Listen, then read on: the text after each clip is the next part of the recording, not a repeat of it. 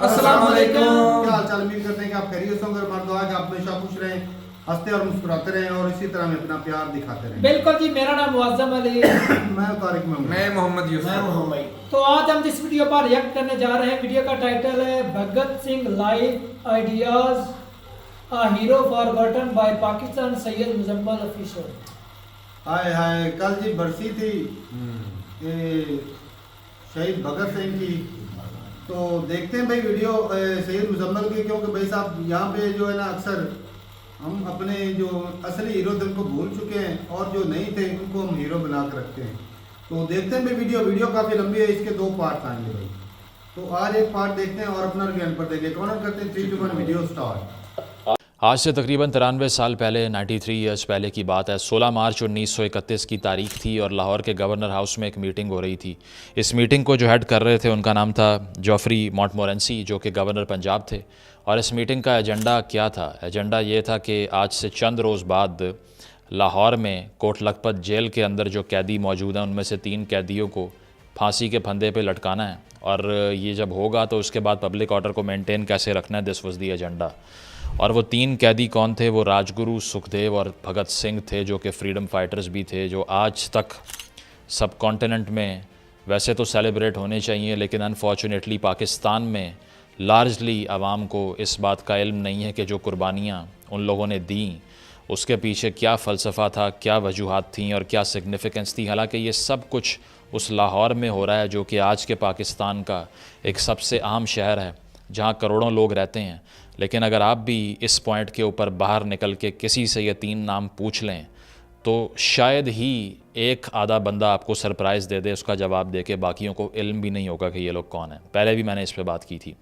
उसकी वजह यह है कि जब 47 के बाद हमने जबरी तौर पर अपनी तारीख़ को डी लिंक किया हिंदुस्तान की तारीख़ से, जो कि पहले हज़ारों साल से एक खित्ते की तारीख़ थी, तो फिर उसके तमाम फ्रीडम फाइटर्स जो हैं उनको भी हमने इरेज़ कर दिया फोर्सफुली, और अपनी आइडियोलॉजी को उसकी जगह पे, अपने नज़रियात को उसकी जगह पे इंसर्ट कर दिया और इस तारीख़ी झूठ को फैलाना शुरू कर दिया कि दरअसल ये तमाम लोग जिन्होंने जानें दी थी इस सब कॉन्टिनेंट के लिए गोरे के ख़िलाफ़ लड़ते हुए, ये हमारे लिए नहीं कर रहे थे, ना ये कोई फ्रीडम स्ट्रगल थी और ना ये हीरोज़ थे, इसीलिए आज हमें इसका इल्म नहीं है। तो होता इस तरह से है कि जब इन तीनों अफराद को फांसी देने के लिए वैसे तो 24 मार्च की तारीख़ का तयन किया गया था, लेकिन चूँकि ख़बर फैल गई और इससे पहले हैरानकुन तौर पर 22 मार्च को एक तूफ़ान भी आया लाहौर में, तो उससे डील करने के लिए जो डिस्ट्रिक्ट जेल की मैनेजमेंट थी वो सोच रही थी कि किस तरह से इसको रात के अंधेरे में एग्जीक्यूट करें ताकि एक वायलेंस का ख़तरा ना पैदा हो और एजिटेशन ना हो, लोग सड़कों पे ना आएँ, एहतजाज ना हो। तो 23 मार्च की रात को तकरीबन 7 बजे के करीब ये फ़ैसला होता है कि इन तीनों कैदियों को सज़ाए मौत जो सुनाई गई थी उस पर अमल करना है और फांसी पे चढ़ाना है इनको। और जब बाहर लाया जाता है जेल खाने से निकाल के इनको मैदान की तरफ जहाँ पर फांसी घाट था, तो पहले तो चेहरे के ऊपर नकाब पहनने से ये तीनों इनकार कर देते हैं कि हमने नहीं पहनना, ताकि तासुरात जो हमारे चेहरे के ऊपर हैं या फिर जो हंसते हुए हम जा रहे हैं फांसी घाट की तरफ, ये लोगों को नज़र आएँ और हमें किसी चीज़ की शर्मिंदगी नहीं है, इसलिए हमने चेहरा नहीं छुपाना। इनफैक्ट भगत सिंह ने तो अपना जो मास्क था जो उसको पकड़ाया था वो उठा के उसने जो मैजिस्ट्रेट था उसकी तरफ फेंक दिया और कहा कि ये मैं नहीं पहनूंगा। और जब इससे पहले ले जाने से पहले उससे पूछा गया कि तुम्हारी आखिरी विश क्या है, तो उसने ये कहा कि मेरी आखिरी विश ये है कि मैं एक किताब पढ़ रहा हूँ लेनिन के बारे में, रेमिनिसेंस ऑफ लेनिन, इसको मुझे मुकम्मल करने दें, इसके बाद मुझे फांसी दे दीजिएगा। इससे आपको अंदाज़ा होता है कि he was an unreal sort of a person, जिसके साथ जो होने जा रहा है उसको उसकी कोई भी ज़रा सी सीरियसनेस उसके चेहरे पे दिखाई नहीं देती, ना वो इस चीज़ का एहसास करता दिखाई दे रहा है कि उसकी ज़िंदगी ख़त्म हो रही है। उसकी वजह ये है कि वो इतना ज़्यादा मोटिवेटेड है अपनी कॉज के साथ, इतना कमिटेड है कि उसको ये नहीं पता कि मैंने ज़िंदा अगर मैं ना रहा तो ये जो ख़तरा है मेरी जान को, ये मुझ पर हावी हो जाए, जो हर आम इंसान के ऊपर हो जाता है। थोड़ी सी किसी को धमकी मिल जाए या ज़रा सा किसी को जान का ख़तरा आ जाए तो लोगों की रात की नींद उड़ जाती है। लेकिन वो ऐसा इंसान था जो कह रहा था कि मैं किताब ख़त्म कर लूँ, उसके बाद फांसी लगा देना कोई मसला नहीं है मुझे। उसी सुबह जो आखिरी मुलाकात उसकी हुई थी सुबह 10 बजे, वो अपने लॉयर के साथ हुई जिसने ये मशवरा दिया कि अब भी आपके पास वक्त है, आप या तो माफ़ी मांग लीजिए या फिर माफ़ी की दरख्वास्त दे दें। उसने कहा आप घर जाइए, मुझे ये तमाम क्लीमेंसी की रिक्वेस्ट नहीं डालनी।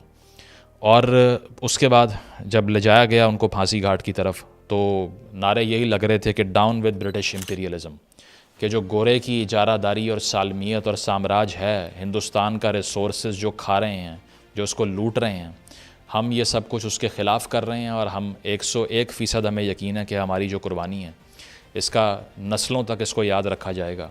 और ऐसे ही हुआ कि बिल्कुल बिला खौफ व ख़तर वो जाते हैं, उनको फांसी दी जाती है और उसके बाद एहतजाजों की एक लंबी तहरीक शुरू हो जाती है। तो आज हमने ये सोचा कि 23 मार्च की जो तारीख़ है इसकी सिग्निफ़िकेंस पाकिस्तान के अवाम को बताई जाए। उसकी वजह यह है कि ये अनफॉर्चुनेट मुल्क वो है जहाँ पे शादमान चौक जहाँ पर फांसी लगाई गई, जिसके करीब ये फांसी दी गई भगत सिंह को, आज वहाँ पर रहने वालों से भी अगर आप पूछ लें कि ये कौन था, नहीं पता उनको।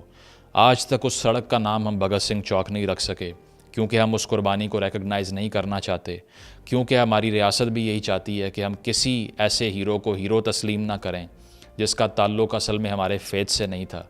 हालांकि मैंने पिछली वीडियो में भी एक्सप्लेन किया था कि उसके जो आइडियाज़ थे वो किसी भी मज़हब की तरफ इंक्लिनेशन रखते ही नहीं थे। तो पहले ज़रा आपको बैकग्राउंड बताते हैं कि इस फांसी की वजह क्या बनी, भगत सिंह की ज़ाती तहरीक की वजह क्या बनी, उसके नज़रियात क्या थे, क्या वो सिर्फ़ एक वायलेंट इंसान था जिसने हथियार उठा लिया और बम फेंक दिए पार्लियामान में, या फिर वो इंटेलेक्चुअली मोटिवेटेड था, या फिर वो किताबों के ज़ोर पे, नज़रियात के ज़ोर पे अपनी जान देने के लिए निकला था। तो ये सब देखने के लिए आपको ये पढ़ना पड़ेगा कि आया रेवोल्यूशन की एक सुपरफिशियलिटी कोई लोग डिस्कस कर लेते हैं, लेकिन जो नज़रियात उभारते हैं आपके दिल के अंदर, आपके जो जज्बात को उभारते हैं कि आप एक इनकलाबी बने, वो कैसे डेवलप होते हैं और कैसे इतनी यंग एज में एक आदमी अपनी ज़िंदगी की परवाह किए बगैर नेशनल कॉज के लिए जान देने पे आमादा हो जाता है। तो इस पर बात करते हैं कि भगत सिंह का जर्नी कहाँ से शुरू हुआ।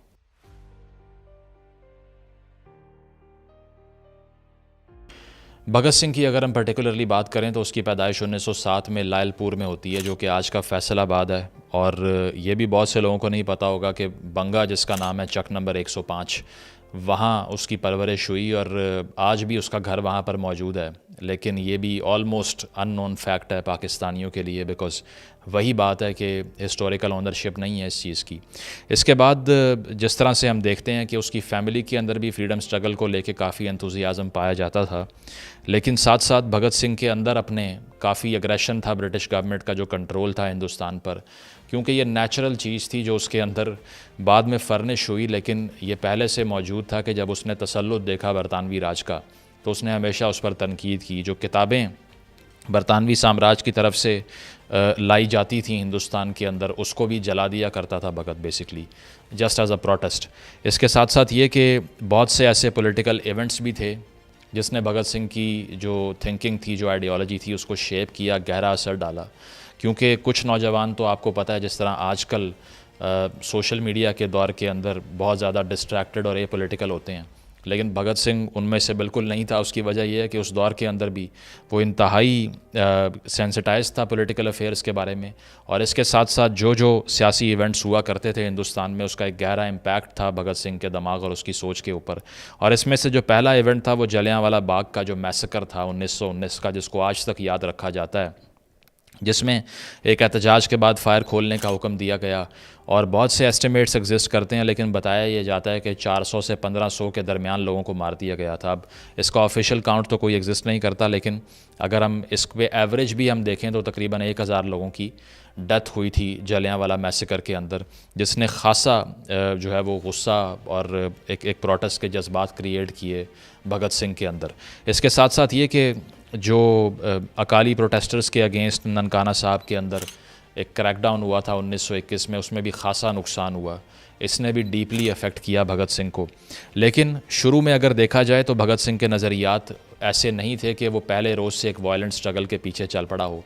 इनफैक्ट जो नॉन कॉपरेशन मूवमेंट गांधी के अंडर चल रही थी आगाज़ में, तो भगत सिंह उसी को सपोर्ट कर रहा था। उसकी वजह यह है कि वो दरअसल जो उसका एंड था वो यही था कि जो बरतानवी साम्राज्य है वो हिंदुस्तान से ख़त्म हो और ये वापस जाएं अपने मुल्क में, और यहाँ पर एक होमलैंड की जो अपनी पॉलिटिकल हायरार्की है वो क्रिएट हो, और फिर बाकी सोशलिस्ट आइडियल्स उसके क्रिएट हुए। लेकिन सबसे पहले जिस चीज़ को उसने सपोर्ट किया वो नॉन कॉपरेशन मूवमेंट थी। लेकिन जिस तरह से आपको मालूम है कि चौरी चौरा इंसिडेंट होता है 1922 में, और ये जो इंसिडेंट था इसमें तकरीबन 23 से 24 पुलिस वालों की जान जाती है और 3 से 4 प्रोटेस्टर्स जो है वो इसमें हलाक होते हैं। और वो इसीलिए कि पहले एहतजाज होता है, पुलिस फायर खोलने का हुक्म देती है और रिस्पांस में उस चौकी को ही जला देते हैं जाके प्रोटेस्टर्स। तो गांधी साहब ये इस चीज़ को एक्नॉलेज करते हैं कि पहले मैंने नॉन वायलेंस की जो फ़िलासफ़ी है वो आवाम को सिखानी है, इसके बाद मुझे लोगों को एहतजाज करने का हुक्म देना चाहिए। अदरवाइज़ अगर इसी तरह हर जगह कन्फ्रंटेशन होना शुरू हो गई तो ब्रिटिश गवर्नमेंट के पास एक जवाज़ आ जाएगा कि जो भी फ्रीडम स्ट्रगल हो रही है वो दरअसल एक वायलेंट और एक आर्म्ड स्ट्रगल है अगेंस्ट द ब्रिटिश एम्पायर। इसीलिए आप अगर आगे से फायर भी खोल देंगे तो वो जस्टिफाइड है बिकॉज इट्स अ वॉर। तो ये देखते हुए जब गांधी ने नॉन कॉपरेशन मूवमेंट पर यू टर्न लिया और उन्होंने उसको जो है वो अबॉलिश कर दिया, तो इसके बाद भगत सिंह ने भी ये सोच लिया कि अब मैंने इस मूवमेंट का हिस्सा नहीं बनना। और साथ साथ एक और जो पॉलिटिकल इवेंट था जिसने बहुत डीपली इम्पैक्ट किया भगत सिंह को, वो कुछ फ्रीडम फाइटर्स की हैंगिंग थी और उनकी एग्जीक्यूशन थी।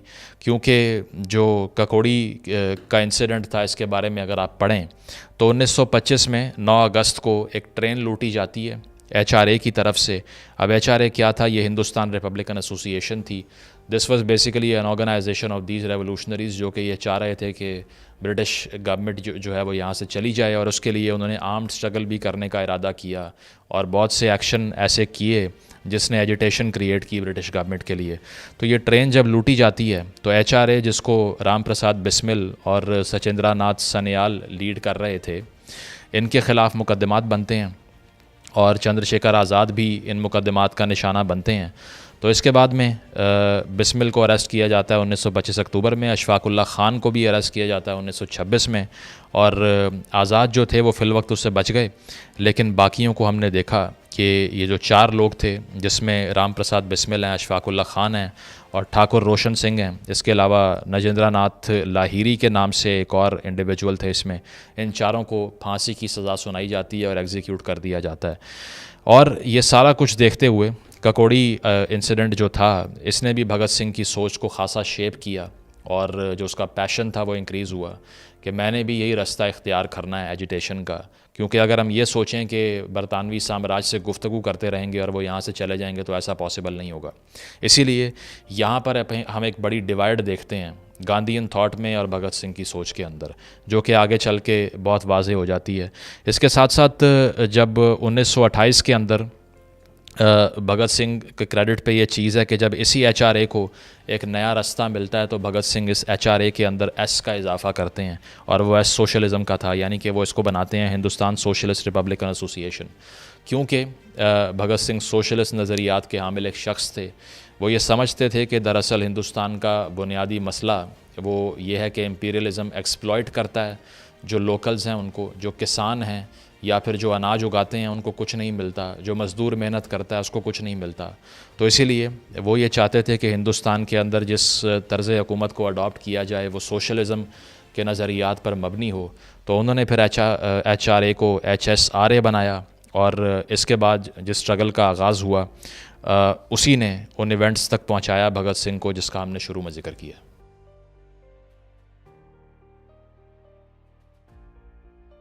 तो 1926 के अंदर भगत सिंह नौजवान भारत सभा की बुनियाद रखते हैं और इसके बाद में 1928 में, जैसे हमने पहले बताया, कि HSRA वो बनाते हैं। तो लाला लाजपत राय के नाम से जो एक लीडर थे, सारा एंटी इम्पीरियलिस्ट स्ट्रगल जो था जिनके अंडर चल रही थी, उनके ऊपर एक लाठी चार्ज होता है 1928 के अंदर। और उस लाठी चार्ज में जो इंजरीज़ उनको आती हैं, उस इंजरीज़ के नतीजे में ही सकम्स टू हिज डेथ। और जिस ऑफिसर के हुक्म के ऊपर ये इंजरीज़ हुई थी उसका नाम जेम्स स्कॉट था, जो कि सुपरिटेंडेंट ऑफ द पुलिस था। तो भगत सिंह और उसके साथी ये फ़ैसला करते हैं कि हमने मज़ीद अब जुल्म जो है वो चुप करके नहीं देखना और ना हमने आगे से सिर्फ नॉन वायलेंस दिखानी है जब हम पर वायलेंस किया जा रहा है। तो लाला लाजपत राय की जो किलिंग थी उसको अवेंज करने का वो फ़ैसला करते हैं, बदला लेने का फ़ैसला करते हैं। लेकिन अनफॉर्चुनेटली मिस्टेकन आइडेंटिटी के बुनियाद के ऊपर जिस ऑफ़िसर को जाकर वो असैसिनेट करते हैं उसका नाम JP सॉन्डर्स था। हालांकि वो करना किसको चाह रहे थे? जेम्स स्कॉट को। इस सारी सूरत हाल के ऊपर इसको लाहौर कंस्पिरेसी केस भी कहा जाता है, आप पढ़ सकते हैं इस बारे में। और इसके बाद में भगत सिंह और उसके दीगर साथी जो हैं वो लाहौर से फ़रार हो जाते हैं और अपना हुलिया भी बदल लेते हैं ताकि उनका अरेस्ट ना हो सके फिलफौर। फिर हम ये देखते हैं कि भगत सिंह सिर्फ वहाँ से भागता नहीं है बल्कि दोबारा रीअपीयर होता है, और वो रीअपीयर होता है 8 अप्रैल 1929 को। और ये जो साइट है वो सेंट्रल असम्बली की है जिस पे बॉम्बिंग का केस बनता है। वो इसीलिए कि भगत सिंह और उनके एक साथी जिनका नाम बटुकेश्वर दत्त था, वो बॉम्ब फेंकते हैं सेंट्रल असम्बली में दिल्ली के अंदर, और विज़िटर्स गैलरी की तरफ से वो ये बम फेंकते हैं और डेलिबरेटली वो एक ऐसी जगह पे ये बम गिराते हैं जहाँ पर कोई रश या हजूम नहीं होता मेंबर्स का, क्योंकि वो सिर्फ़ एक सिग्निफाई करने के लिए ये बताना चाह रहे थे, जिसको उनके अल्फाज में उन्होंने ये कहा कि we wanted to make the deaf hear, यानी कि जिनको आवाज़ नहीं आती, जो बहरे हो चुके हैं, हम उनको इस बम की गूंज सुनाना चाहते हैं, इसीलिए हमने ये फ़ैसला किया था। तो ये जो होता है, इसके बाद वहाँ पर वो नारेबाजी करते हैं और वो ये कहते हैं कि down with imperialist endeavours of the British Empire. साथ साथ वो इनकलाब जिंदाबाद के नारे लगाते हैं और वहीं पे उनको अरेस्ट कर लिया जाता है, क्योंकि उनका मकसद ये नहीं था कि वो ये कार्रवाई करके भाग जाते या किसी को मारते, बल्कि मकसद ये था कि हिंदुस्तान के तमाम शहरियों को एक पैगाम पहुँचाया जाए कि ये जो रबर स्टैम्प नाम की असम्बलीज़ बनाई हुई हैं, इनको वो तस्लीम नहीं करते। यहाँ जो कानून साजी होती है वो हिंदुस्तानियों के लिए नहीं होती। और ये जो सारा साम्राज्य का निज़ाम है जिसमें ब्यूरोक्रेट्स भी आ रहे थे, ICS यानी कि इंडियन सिविल सर्विस, जिसके बारे में कहा जाता है एनेक्डोटली, और उसे कहा यह जाता है कि it was neither Indian nor civil and neither a service. तो इसी तरह भगत सिंह ने ये स्टेटमेंट जो है वो फॉर्म की, ये बम गिरा के वहाँ पे, और अरेस्ट होते हैं वो उसके बाद में, क्योंकि वो फॉलो कर रहे थे एक एनार्किस्ट आइडियोलॉजी को भी। और बताया यह जाता है कि फ़्रांस के अंदर जो ऑगस्ट वैलेंट के नाम से एक फ़्रेंच एनार्किस्ट थे, उन्होंने भी यही तरीक़ाकार इख्तियार किया था पेरिस में, और इसको भगत सिंह ने हिंदुस्तान में रेप्लिकेट किया। तो ये ट्रायल इसके बाद में शुरू होता है, और ये ट्रायल भगत सिंह और उनके दोस्त दत्त के अगेंस्ट होता है, और JP सॉन्डर्स की जो किलिंग थी उसका चार्ज भी भगत सिंह पे लगता है। और इसके बाद वो मामलात वहाँ उस नहज पर पहुँचते हैं जिसका हमने शुरू में ज़िक्र किया, जो कि भगत सिंह की हैंगिंग में रिज़ल्ट करते हैं।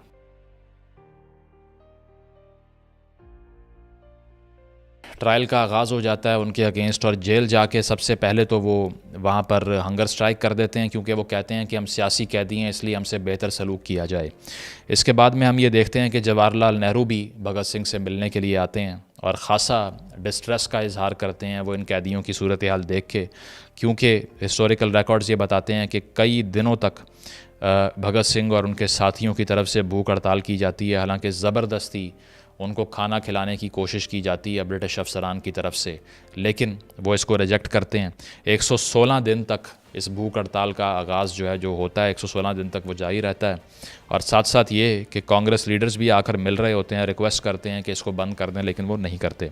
साथ साथ ये कि जो ट्रायल था इसका पूरे हिंदुस्तान के अंदर एक वर्ड फैलता है और लोग भी एहतजाज करते हैं इसके ऊपर, क्योंकि जब वो सुनते हैं कि एक ऐसा नौजवान जो कि अपनी अर्ली 20s के अंदर है, जिसने जाके इतनी करेजस एफ़र्ट की है और जिसने सबसे पहले तो एक लीडर का जो असैसिनेशन थी उसका बदला लिया, और दूसरी चीज़ ये कि असम्बली में जाके ये एफ़र्ट की कि बम फेंक कर आए और वहाँ पे इनकलाब जिंदाबाद के नारे बुलंद कर दिए। So he became a popular figure right there and then.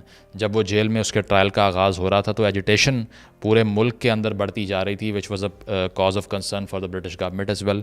साथ साथ ये कि उसके बाद ये फ़ैसला होता है कि अगर ये लोग ज़िंदा रहते हैं तो शायद सूरत हाल कंट्रोल से बाहर निकल जाए, इसीलिए रात के अंधेरे में इनको फांसी पे चढ़ा दिया जाए। वीडियो स्टॉप कर दिया भाई साहब।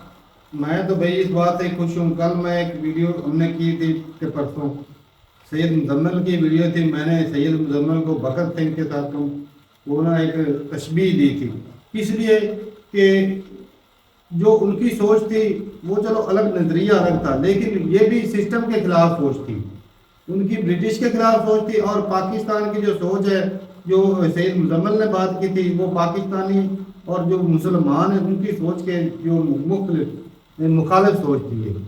तो बाकी बात ये भाई, अगर भगत सिंह की बात करें तो भाई हमारे ना शहर में बड़ी तस्वीर लगा रखी है, क्योंकि हमसे तकरीबन 7 से 12 किलोमीटर दूर है, तकरीबन 7 से तस्वीर लगाई हुई है। भगत सिंह का जो घर है, जहाँ पर उनकी एक किसी कोई वकील है, उनको लॉट हो गया उसका जो घर है भगत सिंह का, लेकिन वो वर्ल्ड हेरिटेज साइट में वो आ गया है, तो इसलिए उसको ना गिराया नहीं गया। लेकिन वहाँ पर जो आज़ादी की जो तस्वीरें ना सारी वो लगाई, लेकिन अच्छे तरीके से मेंटेन नहीं कर रखा।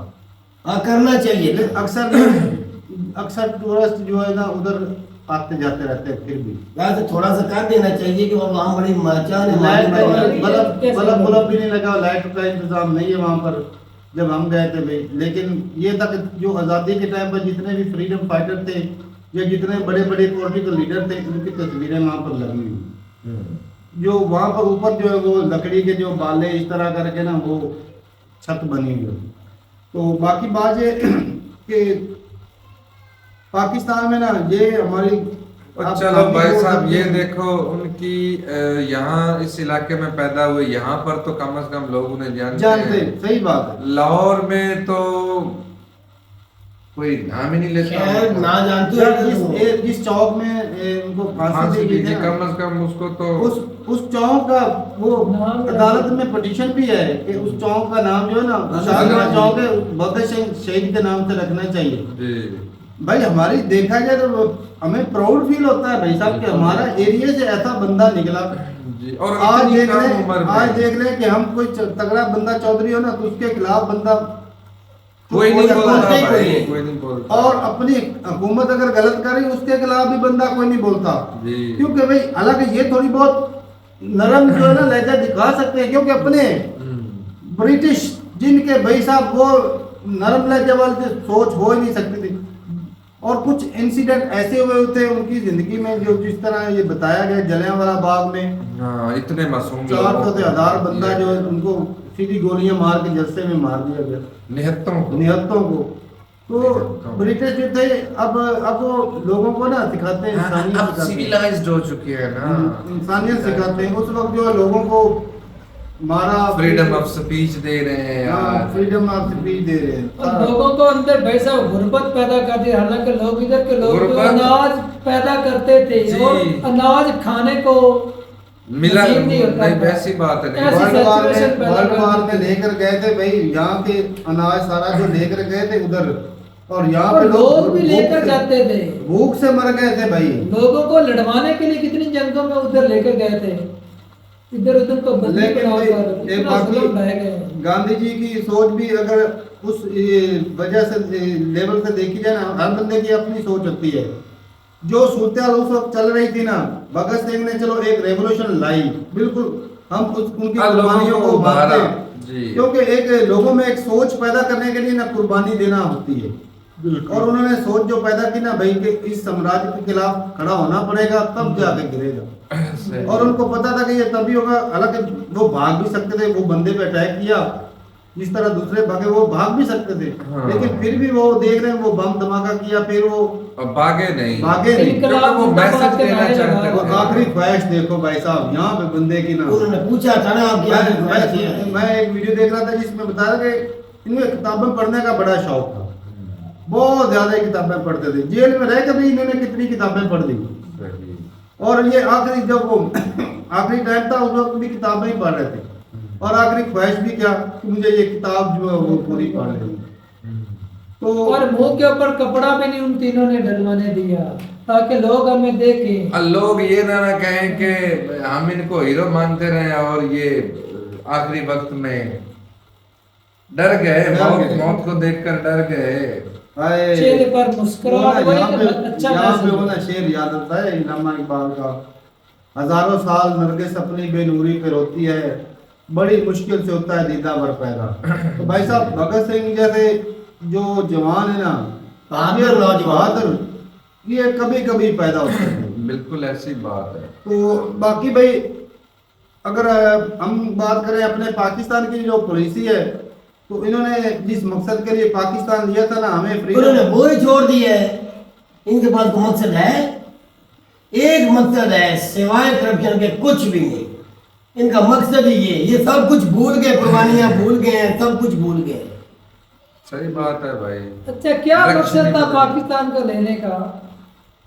जो भी था वो भी जानता है, नजरिया तो कौमी नजरिया ही था और क्या था। जो कायदे आजम का नजरिया था, सोच थी। ब्रिटिश का मकसद तो था सारा कुछ सीधी पीछे बात हट है गया। भाई, ब्रिटिश का मकसद था कि इस देश के टुकड़े करने, हाँ। तभी बच सकेंगे, नहीं तो भाई साहब कल को ये सुपर यही उभरेंगे, कल को यही उभरेंगे, ये हमको मारेंगे। नहीं, याकूब भाई बोल रहा था कोई इस्लामिक स्टेट के हिसाब से मकसद था। वो मेरे पास सिक्का 1979 का, उसके ऊपर सिर्फ रियासत पाकिस्तान लिखा है, ये इस्लामी भाई साहब, जमहूरियत पूरी के बाद हिस्ट्री है, ये तो ज़ियाउल हक ने बना दिया ना। वही बात है ना, याकूब के मन में ये इस्लामिक मन स्टेट में वो की- हिस्ट्री का हमें भी पता है। शुरुआत से इनकी वो ये इस्लामिक सोच थी टच दिया गया कि था। भाई साहब हमने मुस्लिम, क्योंकि दूसरे जो मुस्लिम मेजोरिटी कंट्री थे उनमें आर्मी इतनी ज्यादा स्ट्रांग नहीं थी, आज भी नहीं और है।